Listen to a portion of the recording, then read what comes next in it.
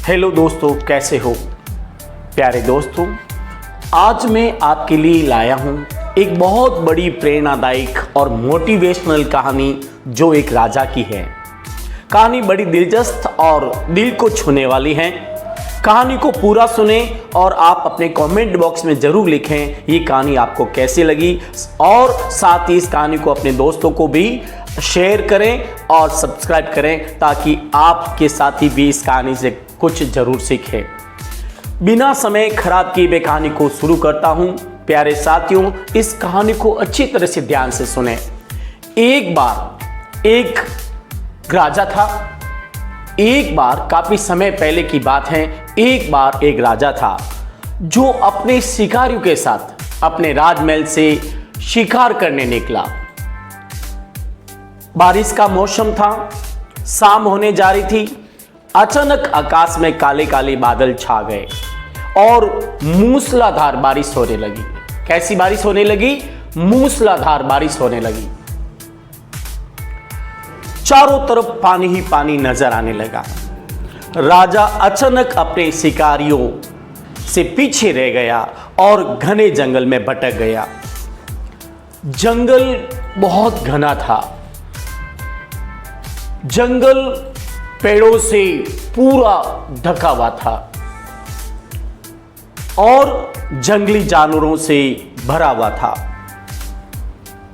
अब राजा को बहुत चिंता हुई और घबराहट हुई। वह घना जंगल होने के कारण अपना रास्ता भटक गया। अंधेरे में रास्ता ढूंढते ढूंढते वो दूसरी गांव के किनारे तक आ गया। उसने अचानक देखा कि 3 लड़के गांव के बाहर खेल रहे थे। राजा ने अचानक देखा 3 लड़के गांव के बाहर खेल रहे थे। राजा ने उन तीनों लड़कों को देखा और उसके पास गया और उन तीनों लड़कों को अपने पास बुलाया और कहा, प्यारे बच्चों, मैं जंगल में रास्ता भटक गया था और मैं बहुत थका हुआ और भूखा हूं।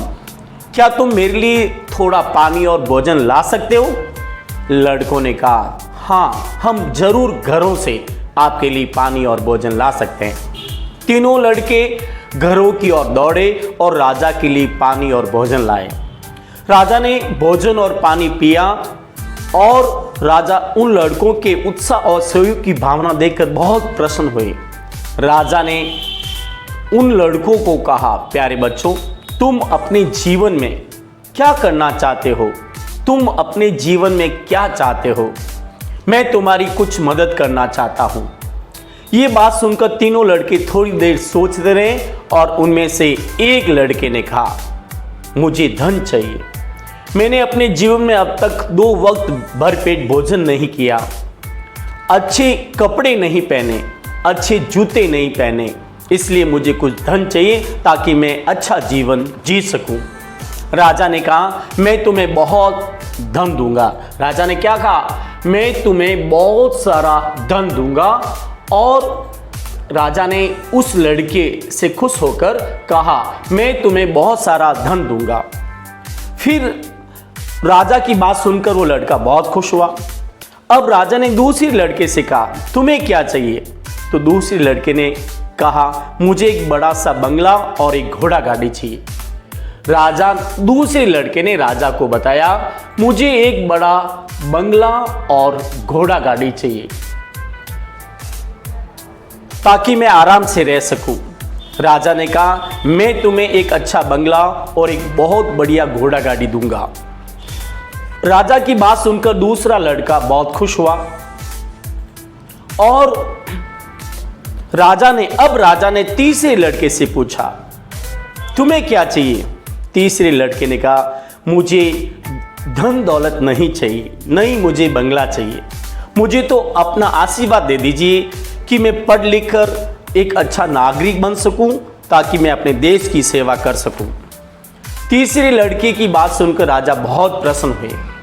राजा ने दोनों बच्चों को कहे अनुसार धन दौलत और बंगला और गाड़ी दे दिए और तीसरे लड़के के लिए अच्छी और उत्तम शिक्षा की व्यवस्था कर दी। तीसरा लड़का बहुत मेहनती, ईमानदार और होशियार था। उसने मेहनत की और एक विद्वान बन गया उसने बहुत मेहनत की और एक बहुत बड़ा विद्वान बन गया। राजा ने उस विद्वान और ईमानदार लड़के को अपने राज्य में मंत्री बना दिया। एक दिन राजा को अपनी वर्षों पुरानी, प्यारे विद्यार्थियों ध्यान रखना, प्यारे साथियों, प्यारे दोस्तों ध्यान रखना, एक दिन राजा को अपनी पुरानी वो बात याद आ गई। प्यारे साथियों ध्यान रखना, एक दिन राजा को अपनी वर्षों पुरानी वो जंगल वाली घटना याद आ गई। उसने अपने मंत्री को बुलाया और कहा, एक दिन तुम अपने उन दोस्तों को दावत पर बुलाओ, मैं उनसे मिलना चाहता हूं, मैं उनसे एक बार मिलना चाहता हूं। मंत्री जी ने राजा की बात सुनकर अपने दोनों दोस्तों को राजमहल में बुलाया।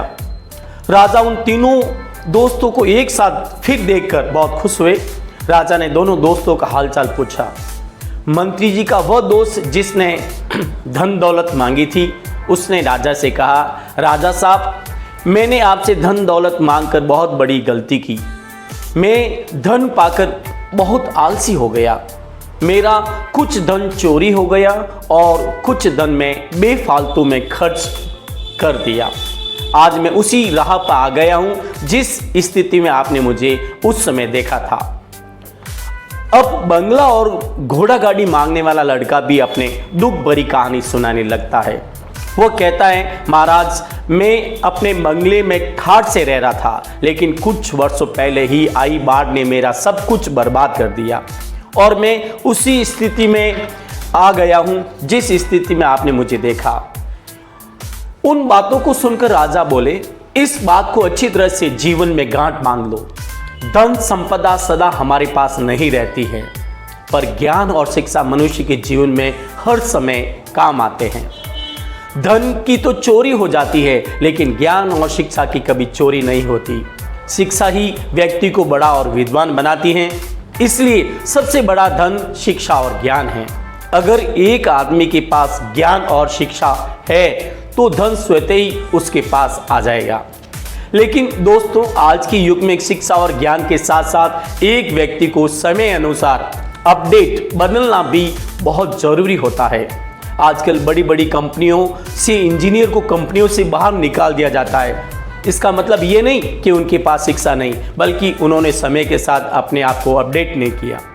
प्यारे दोस्तों, आजकल शिक्षा में एक बहुत बदलाव आ गया है। आज हर स्कूल में डिजिटल बोर्ड लग गए हैं, इसलिए सभी अध्यापकों और गुरुजी को भी समय अनुसार बदलना पड़ेगा। प्यारे साथियों, परिवर्तन संसार का नियम है। हमें समय अनुसार चलना ही पड़ेगा, तभी हम इस दुनिया में रह पाएंगे, नहीं तो हम हवा में तिनके की तरह उड़ जाएंगे। प्यारे साथियों, आपको ये कहानी कैसी लगी हमारे कमेंट बॉक्स में ज़रूर अपनी राय लिखें। साथ ही हमारे इस चैनल को सब्सक्राइब करें। Thank you very much. We will see you in our next video. Thank you once again. Take care.